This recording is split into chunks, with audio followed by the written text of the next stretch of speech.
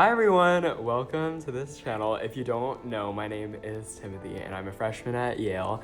Currently it is January, which means about a year ago, I was grieving my Yale deferral because I applied REA to Yale and was deferred, and I thought my life was over because I had manifested getting in early so much. So around this time, I was writing what some of you guys might know as a letter of continued interest, or LOCI.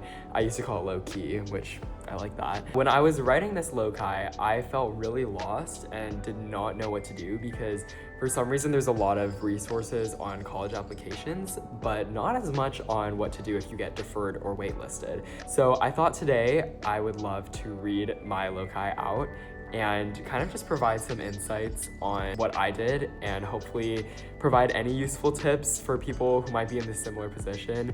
If you are, no, I totally understand what you're going through. I know it doesn't feel that great, but if you've gotten this far, that means you're probably done with most college applications and you're really just in the final push. So you got this. The LOCI is so much more chill than regular applications. As a quick general first word of advice, all this LOCI really is updating who are you as an applicant from November when you submitted or whenever you submitted until now. So I had to do some sort of mental digging and just think about like, what have I been doing since then? And sometimes there would be things that I didn't quite think of right away that eventually popped into my mind and I was like, oh wait, actually this is something I could write about. Or if there's things that you mentioned in your application that you want to expand on, this is definitely a really good place to do that. So you should honestly just reflect on what you've been up to and figure out how you can tie that into your central story, how you can show that you're continuing to try to be a better and better student and pursue your passions in whatever way that looks for you. And hopefully that shows to admissions officers that you have the drive to continue doing that at whatever college as well. Okay, let's get started. So it began with, Dear Yale Admissions Committee, my name is Timothy Leung and I'm a fervently hopeful bulldog from Saratoga, California. I am deeply grateful for the opportunity to be reconsidered in the regular decision pool. Yale remains by far my #1 choice for college, and if admitted, I'll accept the offer immediately without hesitation. Thank you again for reevaluating my application. So this is quite standard. I'm really just like restating what's going on. Yale was my dream school, so I made that pretty clear. When I repurposed this LOCI for waitlist, I kind of just said around the same things, but maybe a little less committal, but do what you want. Then I said, during YYGS's latest application season, many aspiring applicants reached out to me after watching my YouTube vlogs on the YYGS channel.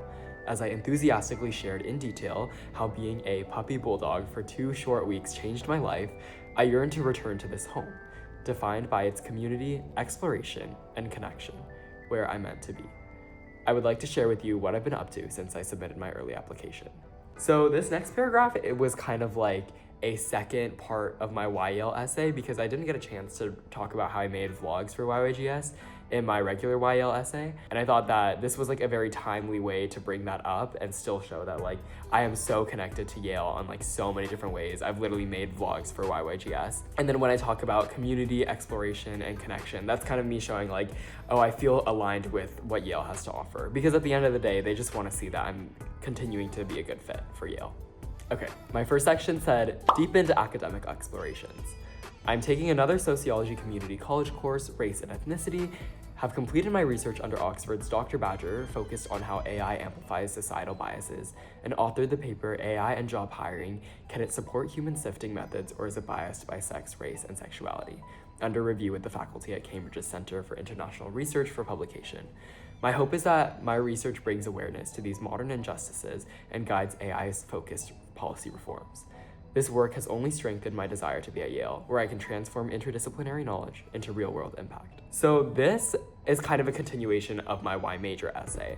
So if you notice a pattern, I'm like continuing things, showing that I'm still continuing the work and being the person I say I am in my application. So I talked about this research under Dr. Badger, and I talked in my Y major that I was in the process of making this paper about AI's impact on the job hiring system. And so now I take it a step further because I took the paper a step further and say it's now under review by Cambridge's Center for International Research. And then this last part talking about my aspirations is kind of connecting to in my Y major when I talked about what I actually want to do with a Yale education. So it's showing that I still have this passion to work on AI-focused policy reforms and things like that. So it's really just like reinforcing what you say in your application, TLDR. The next section was expanded community impact to statewide level. As one of 12 members of the inaugural California Partners Project Youth Advisory Committee, I've collaborated with leaders including Nicole Lopez, who's Meta's Global Director of Youth Safety and Policy, and Jennifer Siebel Newsom, California's first partner, to propose healthier and safer online policies. Next week, I'll represent the California Partners Project at the Safer Internet Day 2025 Leadership Summit in Sacramento, serving as a panelist speaker and collaborating with stakeholders and policymakers to address social media's mental health impact. It's surreal to no longer just be a vocal supporter, but an agent of change. The California's Partner Project was an activity that I mentioned in my activities list. I think it was like 6th or something like that. And this was, I thought, a really cool opportunity that only came up in January to attend a statewide leadership summit about Safer Internet Day. And I thought that this was a really cool connection to my passion for doing social media reform and even connecting to my Y major about working on AI to make online spaces safer. So I thought this was like me showing, look, I'm taking my community impact and my passion and my academic interest and putting it out into the real world. This is one of the things where it didn't really cross my mind because I was like, oh, this is just something I'm doing for an activity. But then I was like, oh, actually, I could talk about this and show that I am, as I say, no longer a vocal supporter, but an agent of change. This next part was my fun part where I was really just like pulling anything I could, just like random side quests I was taking in second semester senior year. So I said, embraced an ethos of unlimited explorations. I've eagerly sought out new ways to explore, experience, and give my life new purposes. So I ran my first half marathon alongside Amy, my accountability buddy. Embraced comedy as a vehicle for advocacy by trying humorous intermittent speech. Learned Hindi to sing Bollywood songs for my school's Bombay and the Bay celebration. Entered the world of spoken poetry, representing my school at the Poetry Out Loud regional finals next week, simultaneously preparing for a word at Yale, I hope. Auditioned and will be playing the role of Prince Eric in The Little Mermaid for my first high school musical. This has been especially impactful for me after leaving the musical community in 7th grade due to my trauma. I see this return as a milestone of moving past and reclaiming my theater kid identity. So yeah, okay, I just have to disclaim that learned Hindi in question. I was like 2 sentences maybe for Bombay and the Bay, but I said it nonetheless, and sometimes that's what you gotta do. So these really were things that did not cross my mind at all of things I could put in my LOCI, but you know, Yale is famous for their and college in general, they want you to explore, do these side quests, try new things, take part in many different clubs. So I wanted to show the admissions officers that, hey, I'm already doing that. And if you let me into your university or your college, I'm gonna continue seeking out those opportunities as I'm doing even when college apps aren't happening. So it's kind of just like pulling random things from my life, but it works. And I feel like this is so doable. Just like anything that you're doing in senior year, figure out a way to show it as an enhancement of your character. And then I ended it saying, I'm certainly not setting any marathon records, nor is my Hindi pronunciation making much sense, yet with every attempt at something new, success or failure, I discover a new part of my identity. I can't wait to meet the Timothy I can become at Yale. So true, so just like wrapping everything, pretty much the theme of the LOCI is like, I've been trying new things, I've been extending my passions further, and I'm affirming that this is going to be the me that's at Yale too, just experiencing everything I can. And then I had a final section where I just mentioned a couple of extra honors and spring courses. So these are really just like administrative updates. I just said, I'd also like to add these honors to my admissions file. First place at the Poetry Out Loud competition at Toga. First place 7 times for various speech and debate invitational tournaments across HI, DI, POI, and impromptu events. Interviewed by KCBS Radio on advocacy work with the BOFA Student Leaders Program. Member of the 2025 BOFA Student Leaders Silicon Valley Market Selection Committee. And President's Silver Volunteer Service Award. And then I added that outside I was taking Lineage and Intro to Race and Ethnicity. So these are just honors that I won after I submitted my application that I wanted to bring in.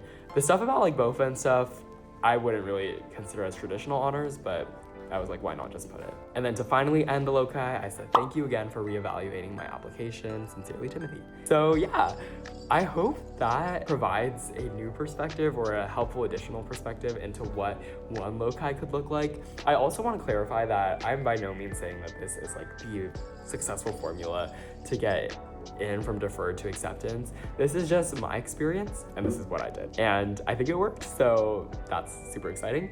Also, logistically, what submitting a loci looked like for me, I don't think I emailed it to the admissions officers, but rather in like the Common App, or no, the application portal, where there's like a place where you can add additional information, once like supplemental info after you've submitted. That's where I put it here. And I think I went a little overboard and like submitted locais for some of my RDs, like Columbia and Brown.